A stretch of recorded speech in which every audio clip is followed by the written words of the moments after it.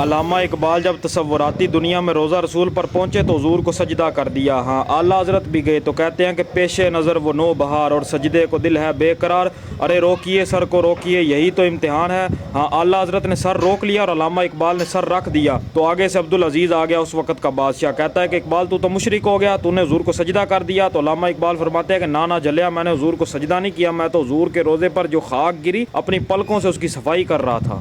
پتہ علامہ اقبال ساری زندگی روزہ رسول پہ کیوں نہیں گیا، ایسے ہی بہانے بناتے تھے، میرے پاس پیسے نہیں ہیں۔ پورا یورپ اقبال پھرے اور صرف مدینہ پاک جانے کے لیے اقبال کے پاس پیسے نہیں تھے۔ علامہ اقبال اتنے بڑے عاشق رسول تھے کہ انہوں نے روزہ رسول دیکھتے ہی مر جانا تھا۔ ہاں اقبال تو قیامت والے دن بھی حضور کے سامنے نہیں جانا چاہتے۔ اقبال فرماتے ہیں کہ میری یہ خواہش ہے کہ میں مر جاؤں اور مٹی ہو جاؤں اور پھر ہندوستان سے ایک ہوا چلے اور وہ میری مٹی کو اڑا کے مدینہ پاک جانے والے رستے پہ رکھ دے اور پھر ادھر سے حاجی گزرے اور ان حاجیوں کے پاؤں پر وہ مٹی لگے اور ایسے میں مدینہ پاک جا پہنچوں۔ آج ہم یورپ میں جا کر یورپ کے گن گاتے ہیں نا، تو علامہ اقبال بھی یورپ گئے تو کہتے ہیں کہ خیرہ نہ کر سکا مجھے جلوہ دانش فرنگ۔